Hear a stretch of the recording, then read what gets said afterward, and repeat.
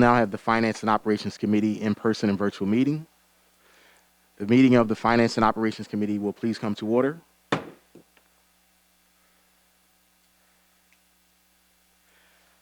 The district posted this evening's agenda to board docs at least 24 hours prior to the commencement of this meeting. Is there a motion to approve that previously posted agenda? So moved. Second. Thank you. The agenda has been moved and seconded. Are there any amendments to offer? There are no amendments. Thank you. The agenda has been moved and seconded. All those in favor, please say aye. Aye. Aye. Thank you. Those opposed, please signify by saying I oppose and state your name for the record. Those abstaining, please signify by saying I abstain and state your name for the record. The motion carried. I will now turn over the Finance and Operations Committee meeting to my co-chair, Mr. Warsavage. Thank you, President Brown. Mr. Rogers, would you mind reviewing the agenda item that we have for review this evening? And you can launch right into your presentation. Thank you. Sure. Tonight we have one agenda item that is board action. It's the presentation of the 2022-2023 proposed final budget. In compliance with the Act 1 timeline, I will present the 22-23 proposed general fund budget, and we will ask the board to move this forward for approval at the May 10th board meeting. So I'll jump right in. So first, we'll review the budget process and where we are as it stands.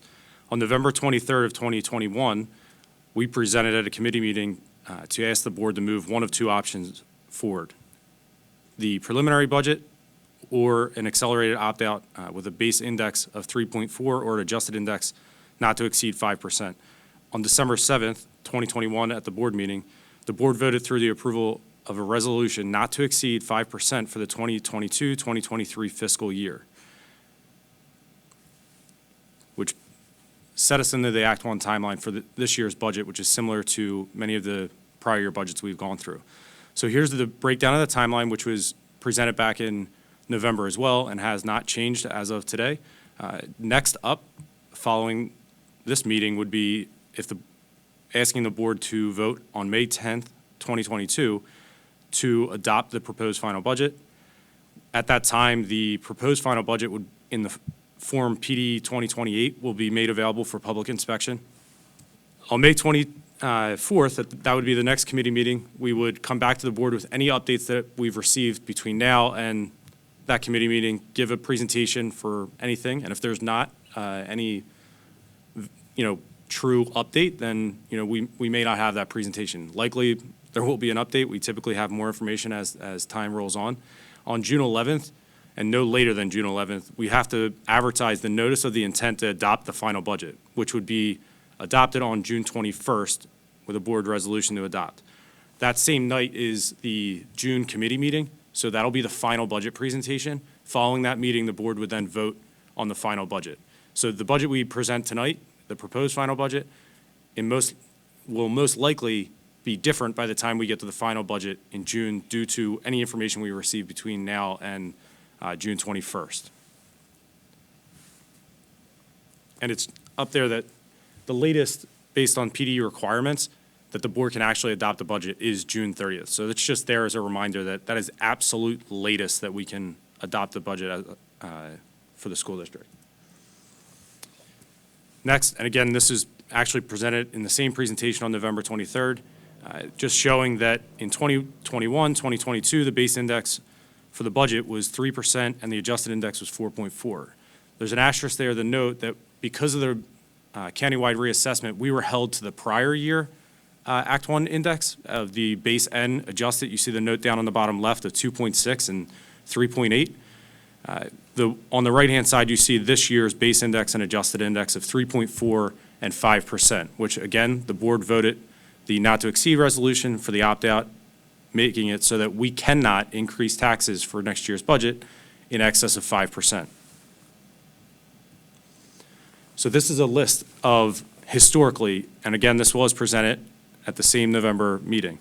And this is just a breakdown showing in yellow, across the top there, you see the actual school district tax increase. One line down, the base index for that given year, and then the adjusted index of that same year. So you see over the years, we had a 0% in 16-17, and as you read left to right, 2.89, 2.5, 1.9, and then 2.6 for the past 2 years. And at this point, it's listed as to be determined because the board obviously has not voted on an actual tax increase, but we will discuss the administration's recommendation for the proposed final budget coming up. So this is a similar slide as the previous one, but it shows the actual budget and where we were for each year. So what is typically the biggest conversation piece is your expenditures are guaranteed almost to go up every year, and revenue is kind of a wild card. It really depends on the local and state federal funding. In recent years, we've had a big bump because of the federal funding. In the current year, we actually had a decent increase from the state that came rather late in the game in June. But the bottom line there, where it says assigned fund balance to balance the budget, is typically where we have the main conversation. That's the trigger point. Historically, as you can see, the district balances its budget using fund balance. Back to 2015-16 is the year where we had that 0% tax increase. You see a big jump from $2.5 million to balance it to $6.5 million, a $4 million jump in balancing the budget. And that was a direct impact of having a 0% in a given year and how that flows out. You actually see a slight rise in the use of fund balance in 17-18, and then it starts trickling down until you get to 2020, 2021. And in last year's budget, we purposely allowed it to go above instead of trying to bring it back down to that $2.5 million because there was so much unknown at that time in the budget. And we were hopeful that there was going to be state funding that was going to immediately impact that number, as well as the ability to use ESSER funds that at the time, the landscape was still changing, and we've now got a really good grasp on how we are using the ESSER funds, but it's still a changing game. As recently as this month, they released a brand new quarterly report that has to be filed, and I think Wendy Elgart, our Director of Federal Programs, actually the due date was April 7th. They didn't even create the system until after that. So the due date's now next week, but they're still changing the game with ESSER because the funding came out so fast and furious that they really didn't have the guidelines and the infrastructure set up from a reporting perspective, and everyone's kind of moving fluidly with it.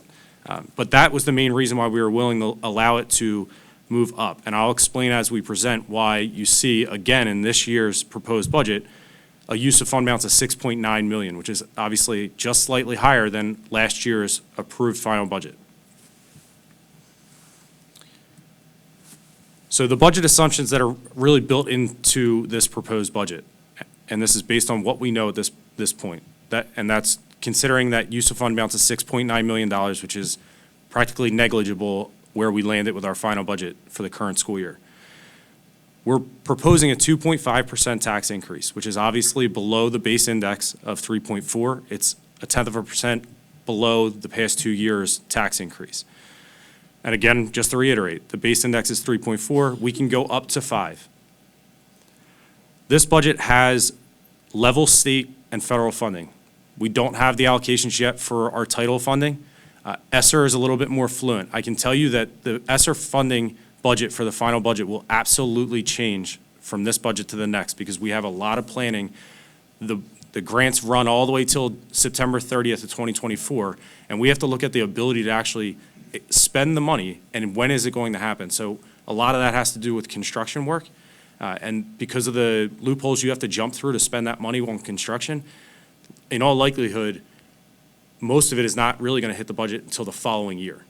Just because of timing. So from now, again, till the June 21st presentation, we'll be looking at the reality of how we can adjust that. So the positive there is when you add the ESSER money to the budget, it doesn't impact your bottom line. So the use of fund balance will not change because every dollar you budget for an expenditure, there's a correlating dollar for revenue. So it's a zero impact on that bottom line. But what else is in here is the governor's proposal for basic ed funding currently sits at Upper Darby would receive $24.16 million increase in basic ed. Special ed, a 2.18, and the current proposed charter school reform would be an estimated $1.6 million savings.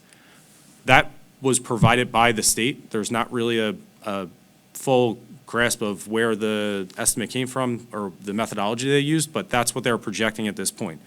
I will say, if I opened up last year's presentation, and I know Mr. Fields has made this joke in the past, I typically keep our budget presentations very similar and to the point so that it's consistent for the board members so that they can get used to it and we're not changing the process every year. This exact slide last year had roughly 26 and 2 million in that same line. I'll tell you that when it finally got approved, we worked out with both combined roughly 4.5, close to $5 million. So it was like somewhere around 18% of what the proposal was.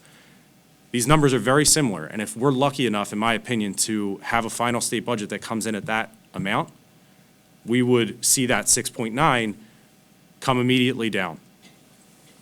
And I hope that the state releases this budget prior to us having to adopt an actual budget, but you run the risk of potentially adjusting your expenditures with projecting out what could be your future revenue. So that's why at this point in time, it's not included in the budget. So if we get any state funding, it obviously improves the budget immediately. So I just want to make that clear so you understand why we are okay staying at that, right at that use of fund balance where we are for the current school year's budget. And again, I just make note here, it's likely not going to be funded to the proposed budget. In all likelihood, we are not going to receive in excess of $20 million. If we do, I'd be very happy, and we would absolutely, at that point, if we had passed the final budget without that type of allocation, we would likely open the budget back up. There's a process to do that, and discuss how we would utilize the, if it was in excess of that amount. The assumptions here include another issuance, another bond issuance for 2022. We're looking at trying to keep the bond somewhere around the $10 million issuance, which keeps us under a qualified issuance, which gives a little bit better preferential interest rates. You'll have a future presentation coming up in the next couple months where we'll discuss the process and the timeline. We're building it out right now. That will be used to continue to fund our capital projects, the Clifton Heights Middle School project, Aronimink, 8201 renovation, and that has been built into our multi-year bond plan. It also includes $9.2 million in ESSER funding. This is actually identical to where we landed in our final budget of the current school year. So we mirrored that budget knowing that we're confident spending it this year, and without any real adjustments, we know that we would be confident going into next year with those funds. But that's the number where I said previously it will absolutely be adjusted from now to the final budget. Some continued additions to the budget outside of where our status quo are staffing additions. We discuss this every year, and I know the board's well aware that the district has a huge need for additional staff, but this list is what we came down to as absolute needs and what we can afford to do. The list that came in from requests from all of our department heads far exceeds what you're seeing in front of you right now. So I'll run through. On the left-hand side, you have new positions, and I'll explain the right-hand side when I go through the left. So new positions, these are positions that are FTEs that don't exist in the district, or in some cases, positions that don't exist in the school district at the current time. 2 school psychologists, 4 speech and language therapists, 2 EL teachers, 5 special education teachers, 2 reading specialists, 1 social worker, a public safety captain, an athletic trainer, an assistant manager of maintenance, and 2 district-wide secretaries that are meant to float across all schools. So if we ever have an absent secretary, we'd be able to put supports in, or if a secretary resigns from a position or moves on to a different position in the district, we're not leaving a school stranded with no secretary, and that actually happens pretty often because it's hard. You can find sub-services, but to train somebody for a week or two from a sub-service is actually going to cost you more time than possibly splitting duties with other staff in the building. So this is something that is a very valued add. On the right-hand side are adjustments for existing positions. What this is, we have existing positions that we're actually restructuring. So the first one is actually a technology employee position being restructured to be an administrator to actually oversee. And what we're trying to do is create capacity in our technology department so that there's more levels and not just entry level and Mr. Holinsky leading technology. Last year there was a move on the Another side of technology, this is for the network technician to become a supervisor and oversee all of the network technicians in the district. Then the next two are slight job description changes to elevate their responsibility and create another tier. So you'd have the administrator leading technology, two below, and then build out its own little organizational chart within technology. And this is a network technician, which is a redesigned job description, and a system analyst with another redesign on the job description. So they're existing employees and positions budgeted. They're much different than the ones on the left. It's almost budget neutral. It's a very, very minimal impact to the budget, but we think that it's going to allow for Bob to be able to have a lot more consistency in his department, and logistically it works out for how much technology we've been putting into the school district. You really have to support it. So here's an overview of where we stand, and you'll see on the left the description of which each row, and in the middle 2021, 22, the actual final budget, and 22, 23 proposed.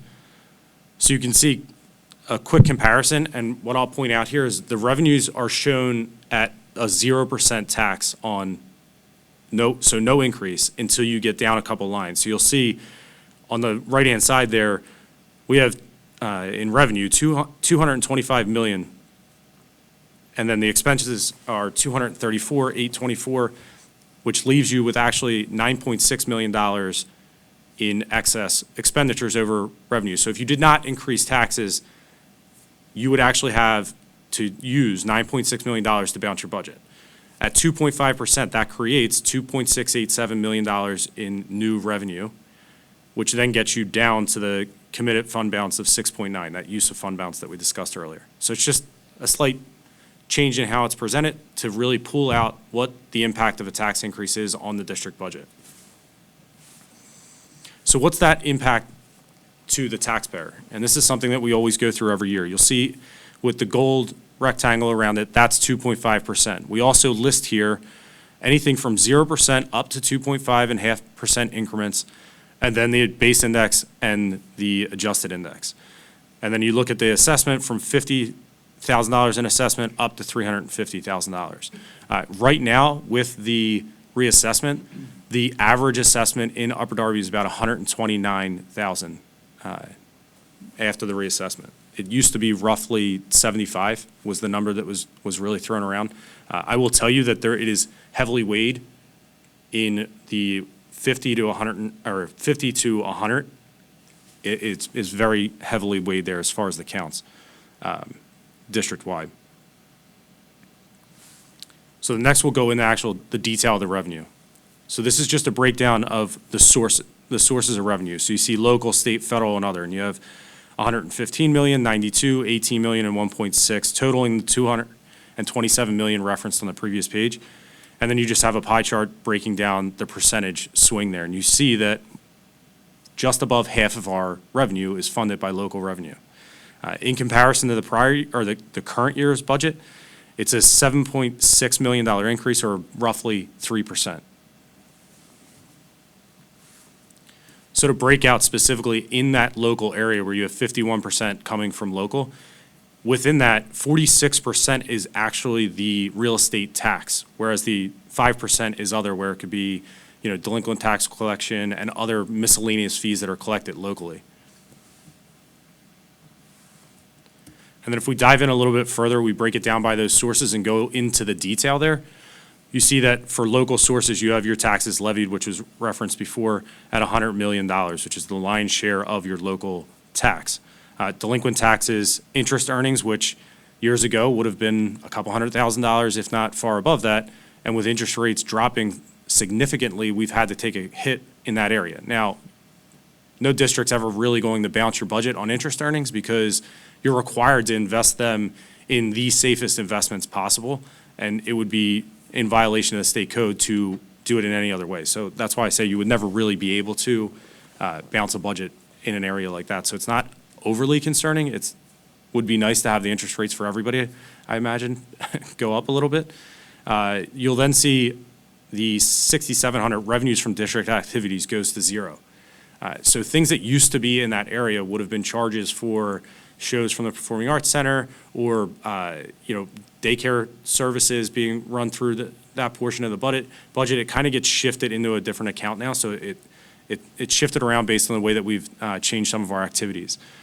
You'll see the intermediate sources pass-through funds, that's specifically IDA, that comes from the IU. It is federal funds. And then your other local sources, and that is a mismatch of all miscellaneous revenue that can come into the district, anything from like tax certifications to paying for a tax duplicate on your property. There's many different things that come through. And in that area, you have an increase of 1.1 over the current year budget, which is just 1%.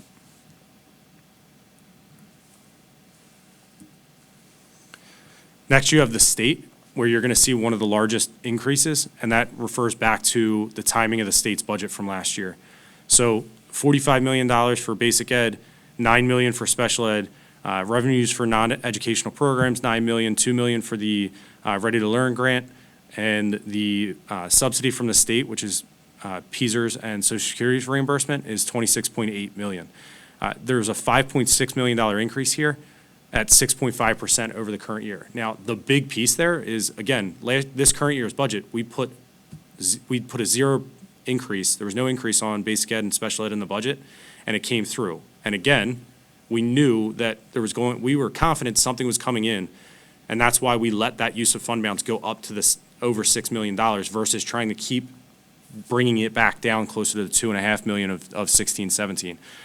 So almost $5 million of that increase is directly related to the current year basic ed and special ed funding that was approved. The next up, I combine the federal and other sources. So the top portion is your federal, and you see a slight increase there of $160,000, and it was just allocations of rolling over this current year, and we had some carryover funds in the title programs from the prior year budget that we are matriculating out. So you only see a 0.9% increase.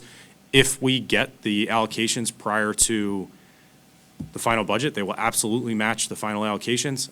We typically do get them by that date. I know Wendy's working and has been in communication. They've promised communication soon from the state level. Next up is the other revenue, and this actually went down $200,000, which is directly related to the proceeds from extended term financing. Historically, the district has had a multi-year technology plan, and there are two things that were always in the extended term financing. And what that is lease purchase kind of situation where you buy two things that we do, buses and technology. So you buy, let's say, 5 buses a year, you actually take out a short-term loan that gets paid off in 5 years, and it just spreads the cost out. So for years, we have been using that and just using it to have a minimal impact on the budget. And the other side, which was much more, was technology. When ESSER hit, I stopped that immediately because we were using ESSER money for technology costs. So why should I incur any kind of debt over the next 5 years if we won't need it? So it was a quick way to try and pull back. And what happens is we've gotten to a point, or we will get to a point in the plan that we put in place, where your annual cost for those multiple years of issuance start trickling down because you're paying them off on those 5-year increments. So then by the time you pay it off, you can actually take the money that was built in to pay the debt and just put it into the technology plan and increase tax budget as ESSER rolls off. So it's a creative way to get out of the idea of being able to do this. And when it was implemented, it was absolutely needed because the district couldn't have put out $1 million in technology or $1 million in buses in a given year. And when you build it out over those 5 years, it was enough that we could bounce it in the budget. But because of the opportunity given to us through ESSER, it gave us the ability to creatively stop that program, and in hopes that we won't have to use it in the future. So moving on from the revenues, the other side is obviously expenditures. And similar to the revenues, this is a high-level breakdown. So you have instructional services at almost $156 million, support services at 61.7, non-instructional at 4.3 million, infrastructure at 3.1, debt service at 7.5, prior year refund of expenditures or revenues at 10 million, and capital reserve transfer of 500 million or 500,000, I'm sorry, and a contingency of 1.5. at a total of $234.8 million. And you see the big breakdown. Obviously, you want to see the pie chart look like this. The vast majority of our expenditures absolutely should be in the instructional and support services area, and you can see that that is absolutely the case, and that's obviously what we're here to do. So this is just a different way of looking at the expenditures. The previous one's what's considered the function level. It's kind of like your category, where are you spending it? You know, you have, like we said, the instructional side, support services, but inside those categories, they're broken down under what's called an object code, and they could be anything from salaries, benefits, purchase services, and supplies, and any other object code. So I break it down in just a little bit of a different way so you can see where are those categories, because obviously supplies and benefits could be in any of the other areas that we previously mentioned. So salary and benefits makes up for about 67% of the district's budget at $157.6 million. Purchase services, 51.8 or 22% of the total, and then 25.3 million for supplies and other. And that's, again, the same total, 234.8 million.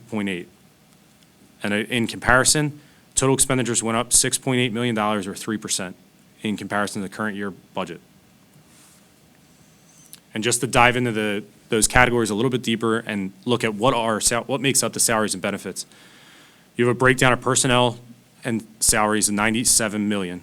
Healthcare benefits, 17.8, Social Security, almost 2, retirement or PSERS, 33.4 million, and other benefits, 2.1 million, a total of $157.6 million, and that's a almost 4% or 3.4 million or 2.2 million percent increase over the prior year, which is trending really, really in a good place for us. For some reasons that aren't so great, for others that were very beneficial. So when I say something like that, you know, the beneficial side of it is on a healthcare perspective, our healthcare trust is operating very efficiently, and we actually had a decrease in rates going in the next year, which is a benefit to our employees and obviously the district when the cost will come down. We saved almost $800,000 in that one area. As far as the salaries, typically your salaries are going to go up based on your contracts. So in our case, where I say in some of the not so great areas, in my opinion, and Dan's shaking his head because I know he agrees with me, when you go back to the staffing conversation, you can't staff the positions, or you have the attrition that we always have, and this goes full circle. When you look back at that $2.5 million use of fund balance, it wasn't that we were being fiscally irresponsible back then. We purposely had a $2.5 million use of fund balance because historically, we have about an 8% turnover in staff.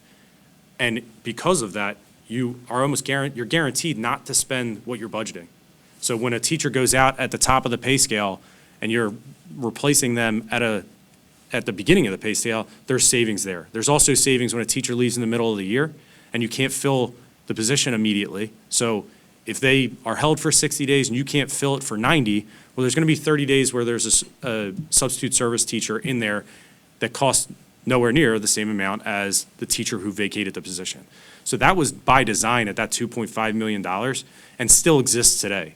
But that's where you see, when you start rolling it over and you look at the staff that were budgeted at 100% in the current year, and then those attritional savings come into play because we have teachers retire or resign, you know, that will bring down what you would expect a full increase if everybody stayed from year to year. Next up, you have the purchase services, which are made up of the actual purchase and technical, professional services and technical services of 15.2 million, purchase property services at 8.1, and other purchase services at 28.5, which is a $2.3 million increase or 4.8% on the expenditure side there from the current year budget. There's a big portion there where we had savings in other areas for purchase services, and what we did was we started, and I have to give the special ed team a huge, shout out, because Ed Marslack and his team and the special ed supervisors have really honed in on their special ed budget and the services and put procedures in place on how they process every case individually. So it's not just cookie cutter and everyone gets the same service. And what has happened over the past 3 years or so, we've kept a very close eye on this. And this was the year where we took advantage of all of their hard work, and we were able to actually reduce the special ed budget in this area, in the 300 and above, meaning non-salary and benefits. We are not reducing staffing in special ed. We're actually increasing it. If you go back to the staffing additions, that's where the major ask was, because we need the support services. We absolutely need them. But in doing so, that money was actually shifted over to facilities to be able to help our future facility plans and use the funds there without having what you end up with. And the big thing for like ESSER has been, don't fall off the cliff. When the money runs out, you don't want to have to increase your budget dramatically. So what we're doing here is keeping our expenditures kind of status quo, just reallocating where the district's spending it. So then next year or the year after, inevitably, the cost will eventually go up. What we'll do is the money will then come right back out of that facility piece and go back to fund special ed back to the level where we are this year. And I'm not going to come to the board and ask for a 5% tax increase specifically for that reason, right? So that's where we're kind of shuffling it around, and we know that the district has major needs on our facility side. So we're taking the opportunity to be creative and keep a very balanced budget as we move forward and still plan for the future. So that's why you see a 4.8% in this one area, which when you go back to salaries, you only see 2.2%. It kind of looks like it's a little bit out of whack there, but that's exactly what was the methodology behind it. Next are the supply and other object areas, which are supplies in the 600s, property services, other objects, and then other financing uses, which are more of your debt service payments. And as you see there, it's 13.3 for supplies, 800,000 for property, other objects at 6.1, and 5 million for other financing uses, which brings you to 25.3, a $1.1 million increase at 4.7%. And then this is the last slide, and we'll just leave it up as we go through questioning. But again, just to revisit our timeline as we move forward, we're asking the board tonight to move this proposed final budget to the May 10th board meeting and adopt the proposed budget. It will be made available in the PD Form 2028 for public inspection at that time. At the May 24th committee meeting, we'll bring back another update to the public and the board for any kind of changes that may come from now to then. Hopefully, we'll have some more information from the state. And then no later than June 11th, we will advertise a notice to intent to adopt the final budget at a special meeting on June 21st, which again follows the committee meeting where we'll present the final budget for the last time. And for whatever reason, if there was a delay in this schedule, I just, again, remind the board, we have to approve the budget no later than June 30th. So at this time, I can take questions from the board. Thank you for this very thorough presentation. When some of us are in Harrisburg on Monday, I like to share this proposal with legislators so they know what we're looking at. And one of the things that I remember you saying about the budget considerations for staffing additions is that these weren't really going to have a huge impact on our budget, but there was a larger wish list. And if it was possible before Monday, it would be great to have how much that wish list, what we really need, costs, so that we can share it with the legislators. I already got a partridge with a pear tree comment from Ed, so. Well, actually, I think we've been understaffed for many, many, many years, and this district has experienced systematic underfunding, and they should be well aware of what we actually need. So if that's possible before Monday, that would be awesome. And I will say, I know you've referenced it, not a major impact to the budget. It is absolutely an impact to the budget. It's an add. You get into the $1 million range when you start talking about adding that many positions. We're above it in that add. We are lucky that we had some other areas in the budget that we were able to mitigate that, because we know that those staffing are there really requirements at this point. We don't, if we go back and we look at the actual list, you'll see how many are actually mental health services and support services that they're absolute needs coming out of the pandemic. So I want to add to Ms. Mitchell's point. We can absolutely come up with what the staffing pieces were. So just one quick example to all the conversations tonight. Obviously, you can see we did this for a reason, the staffing implications and positions. We also want to make sure, as Craig, by the way, did an awesome job, and again, compliments to the team and Marshall for what he's doing with special education, which is tremendously difficult. There are 2 reading specialists here. The elementary schools requested 6, if not more, reading specialists. Because of the high school presentation today, and because of the work we've done at the high school, we're going to actually give the elementary schools 4 next year, because we're going to move 2 from the high school, the positions that are open, to the elementary school, and we're asking for 2 more, because some of the reading supports that we put in place are working, and so at the high school level, there's some students who don't need the reading services, so we can move those. So we're getting 4 of the 6. They really needed 6. We can only probably afford 4, to your point. Also, in some of these negotiations that we have, when Craig and I meet with the cabinet, you're laughing, Christine, but we negotiate with Christine and Ed and the team, it's really like what we can afford and we have to absolutely have versus what the teachers and the principals need in their buildings. We're down to what we need to meet these requirements. My concern, I want to be clear on some of these conversations or these points. If you go back to that slide again, we have positions that are open this year that still, like a reading teacher or an EL teacher, that we can't even fill. So the other thing I want to be careful of, back to the earlier conversation, is, yes, members of the board and the public, we need these positions, but I don't want to go out and increase taxes, right? Ask for the money, and then turn around and say, hey, guess what? We can't hire somebody. So that's where I try to keep the board updated and the public updated on. It's this balancing act of, hey, everybody, if we had that earlier slide of $24 million coming in, of course, Craig and I would be coming back and changing the entire budget, probably opening it up, which would be the second time in 10 or 11 years we would have to do something like that. But we got to be wise, too, and smart that what can we actually buy with this money when we're doing it? So we're trying to balance what we need and we know we can get with overtaxing people in the community, too. That's the balancing act here. We can certainly come up with those resources. On this slide in particular, district-wide secretaries, they're not actually new budget costs. They're actually people that we have from some of the moves that we've made. We just want to make sure with the board that that they're shifting in their current roles to a different job description. There's actually no cost, minor cost, for those 2 positions. It's kind of related or connected to Rachel's valid point about knowing what the wish list really is. I mean, we've been playing catch up for years. I mentioned it to Dr. Gary during the meeting. So if nothing else, if you can just go back to that other slide, it would be nice even if we had next to that in parentheses what we used to have, like the things we're trying to put back in place where we were at one time, because some of those positions we lost, right? So. In which we've been playing catch up for years and years. So it would be nice just to know what we're chasing, what we're trying to get back to get us back to, a level playing field in what we had. So.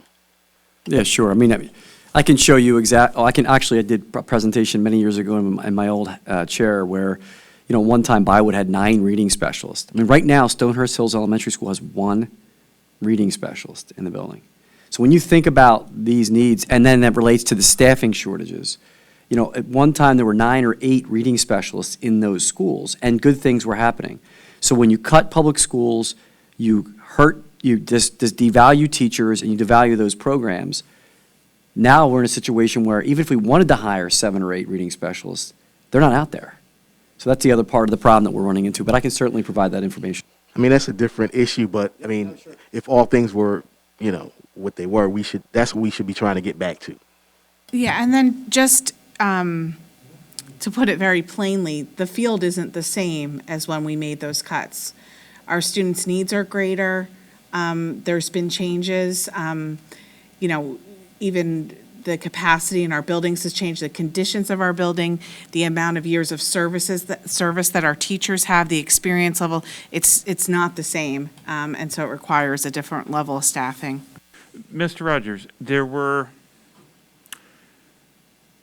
2 different slides where there were 2 different budget codes that you said basically were for debt service. The first was about 7 million.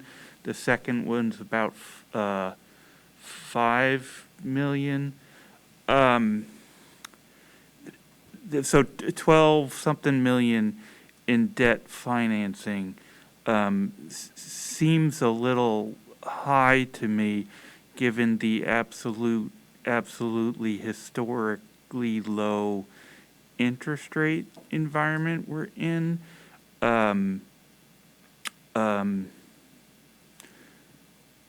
Is that because in the past 2 to 3 years, we've borrowed a very, very large amount of money? So that's a very packed question, and I can probably put 90% of you to sleep with an answer. If you look at those codes, it's high-level function. That's how, or object code is what it's really called.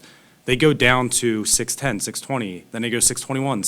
They break down. So in 800 includes your interest payment for bonds, but it also includes a couple other areas. There's breakdown dues and fees. There's all these different pieces. In the 900 includes the principal payment.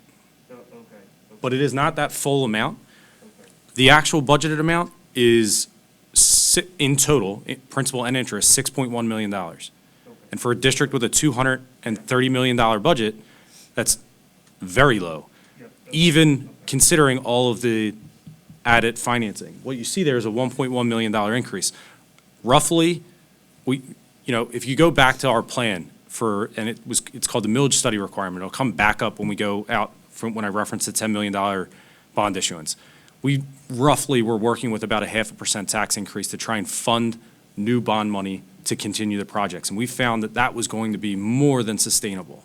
So built into this is right about a 0.5%. The other 0.5% that would be referenced, so 1% of your 2.5 is already set aside, half for the bond issuance and half for transfer to the capital reserve account, that $500,000 that was referenced on a previous slide. So that is not the total amount. I would actually venture to say, even if it was for the size of our budget, it still wouldn't be far off from a debt to income ratio. We are in a very healthy area when you look at that specifically. Okay, thank you very much. I appreciate that. I just wanted to make sure that we're aware and the public is aware how much of an impact the township taking the transfer tax will impact this budget. And what does that relate to as far as the percentage of tax increase? So the direct correlation is a little bit tough because you're looking at over the past years, and I know the board, I believe I've discussed this previously. When you're looking at transfer tax, you're actually budgeting a projection. It's going to be different every single year depending on sales. Going into the pandemic, we were actually trending up and we were right on point with our budget. As we hit the pandemic, every organization out there told you to cut transfer tax, cut delinquent taxes, and cut your tax collection. Nobody's going to pay their taxes. Nobody's going to buy homes. The opposite happened. We've had properties selling at all-time highs. The market's going to drop out. So in that time frame, if the pandemic didn't hit and that market was actually set, you would have seen increases in our budget for the past 2 to 3 years on transfer tax. We conservatively didn't because all the forecast models out there were showing that there's no way that it was going to sustain at that level. It did, which means over the past 2 years, we've exceeded the budget expectations on transfer tax. But some of those situations could be, we had apartment complexes sell for multiple millions of dollars. That's not going to happen every single year. So you can't account for that increase and just say, hey, look, we collected $3 million and it was 2.5. So what is the actual impact from the current year to the next year? It's minimal, but that's because you're not factoring in what I would have been increasing it to. Your loss is what would have been increased in the budget. So aside from losing that portion of the transfer tax, the proposed budget would have likely been we could have come down 0.5% or 1/4 to 0.5%, and I would have been increasing that revenue line item in the budget. I can't increase it because now I have to hope that those projections stay on course and the sales stay at that level. So are you comfortable with what you're projecting at this point? Right now, I'm comfortable enough in this process to have it where it's at. Again, we have a lot of work when you start getting into those areas to get to the final budget. And we're going to see at that point another 2 or 3 months of what are the sales on properties. We're going to start and more tax collection to be able to give me the ability to project out where we may be next year. But as far as what you normally estimate it at? How much lower are you estimating realty transfer tax for this year? For this budget, Yes.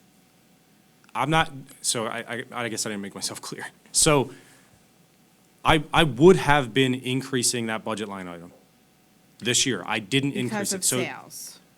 yes, because we've gone through a pandemic and sales held firm. I do think the market's going to drop out. It's not going to be the same as what we've received over the past like 2 or 3 years. But I do think it's going to be above what we budgeted this year, next year at full percentage rates, if we are still getting the full 1% from the township. Because that dropped, it's not allowing me to increase it because we lost it. Now we're at 0.75, not 1%. So hypothetically, moving forward, the dollar amount that we will not be able to use in our budget might be part of this question. So the dollar amount that we're losing in our budget every single year, as we've explained previously, is close to $1.5 million, correct? Roughly 2.5 in total. That's bottom line. If we went back to that previous slide with the historical 15, 16 of where we would have been use of fund balance. I'm just saying, if you look at the trends where we were, there was an absolute, I mean, you're in a pandemic and every forecast model was saying the opposite of what happened. And so at the time, and again, you're doing a budget now for a whole year away that you don't really know what's going to happen. You throw a pandemic into the mix and it gets pretty complicated. So the sales did hold firm. We have been lucky in that sense that we have received more in sales, but the market's definitely slowing down. I would have projected a slight increase on the transfer tax, not up to what we had realized in the past 2 years, because I don't believe it's going to go that far. But I don't have that ability to go through it. I will be going through an analysis of our taxes anyway. We have to dig into the assessment. There's a lot to do there when you start going down to the property level and trying to evaluate. We have a lot of appeals that are coming in because of the reassessment and people fighting their appeals. So that timeline, to be able to really dig into where I project transfer tax going for our final budget, you just don't have enough information today in conjunction with all the other areas of the budget to really do that deep dive. So it will be, we can bring it back up in the next presentation or in June. But in reality, historically, there has been 2.5 million, almost 2.8 for other reasons as well, because of other services that we've picked up on our own, that those costs are associated with future budgets. What Craig is talking about right now is houses are selling and there's a benefit, but prior to the 3 years ago, there was a real concern in home values and turnover in houses. And so I think projecting out is hard to do right now, given the extreme market that we've been in. But I would anticipate moving forward that there will be a concern with those costs. And it's hard because we're trying to balance, again, we can't continue to tax people. So it's another point that I think we want to give to you when you go and advocate. These revenue dollars that we no longer have, which, by the way, are not taken into consideration in what we're short funded every year, right? So add whatever those dollars are into that funding stream, it's even more than that. So we'll get you that information as well. It's just another example of trying to keep taxes lower and then trying to find internal ways to cover those costs. In the next 2 to 3 years, to your point, it could be more of an issue that we're facing. Right, and especially because every year we balance our budget on money that we have in our fund balance that we may or may not use. Luckily, I think with the transfer tax being healthy in years past, it really helped the fund balance situation and put us in a better position financially for all these projects. And I'm just really concerned, when the bottom does drop out, we have to continue to create the recurring revenue. No one else is doing it for us right now. Unfortunately, the taxpayers have had to bear that burden. So I think when we're looking at this budget over time, sure, we'd like to get it down lower, a lower tax increase. Nobody really wants to pay more money every month. I certainly don't on my mortgage bill. But the reality is, if we do not create this recurring revenue, we're going to be in a worse place later, especially with this sort of withdraw from our revenue source. So Yeah, thank you. And Board Member Mitchell, I think the other point that when we go to advocate, to the earlier slide in the bold red about, Governor Wolf's proposed budget, it would literally be an overnight game changer if even a portion of those dollars came through. Remember what Craig explained earlier. In previous slides, it was 26 and 2 million, and we got 3.5 to 4 million, right? So can you imagine if we come anywhere near close to those three, what a tremendous game changer would be for keeping staff, recruiting staff, the tax implications to this community? I would argue that it would change the entire community over a period of time if the schools were funded the way that they needed to be. So I think to your point earlier, the staffing needs and then what this lost revenue does to the school district, it prevents us from taking risks on much-needed opportunities, I guess, is the safest way to put it. All right, I just had two minor things to add, because I do appreciate everyone's patience and long suffering this evening. One thing that I wanted to make a comment on is the fact that it's been said here many times before, our budget reflects our priorities, and our children are worth every single cent on that document.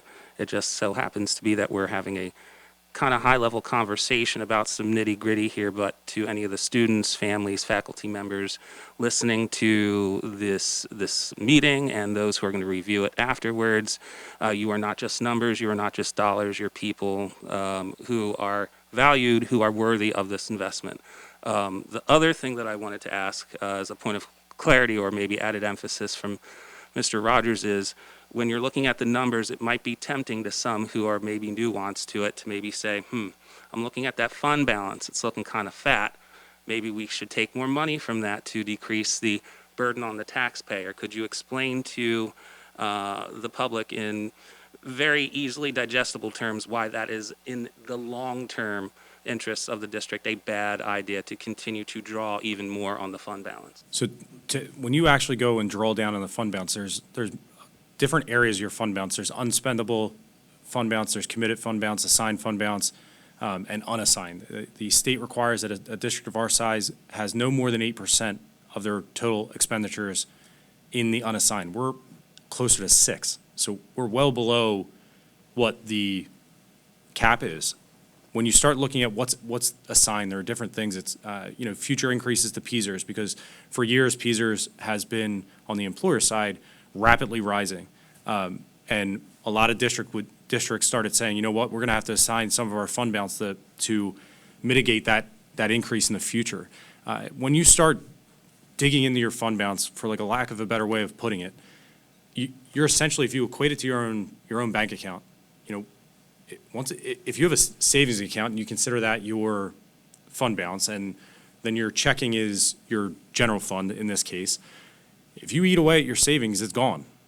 And when you run out, there's no way to get it back. There's only two ways to really add to fund balance, and it's assigning a tax increase to add in an area or transfer it to a capital, or if your expenditures at the end of the fiscal year exceed your revenues, or your revenues exceed your expenditures rather. And then you have that ability there. It rolls into your fund balance. Just like if you spent too much money and you don't have enough revenue, it's going to come out of your fund balance so long as it's there. But from a financial perspective, I doubt that any financial advisor would advise a person on an individual basis to bounce their life off of a savings that they built up over years. Because if you continue that lifestyle, you will run out of money and you will go bankrupt.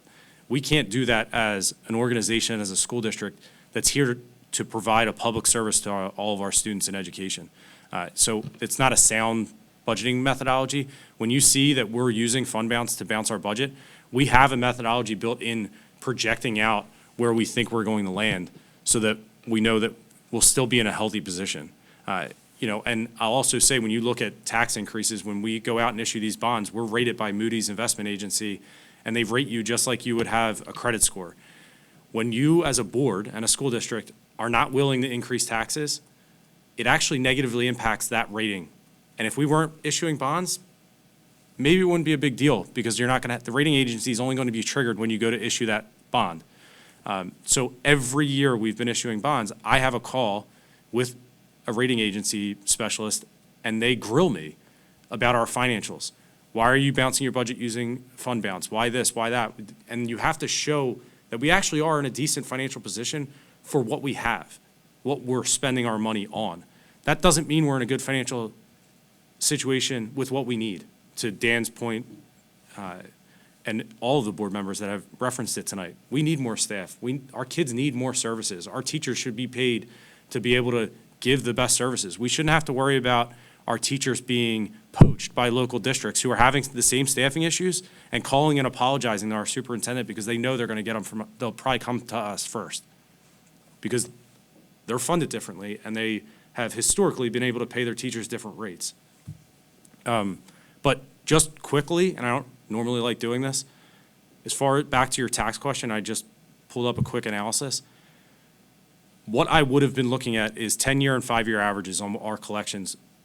At a 5-year average, I was planning, going into the budget year, we would have been able to project out over $600,000 increase comfortably based on a 5-year average.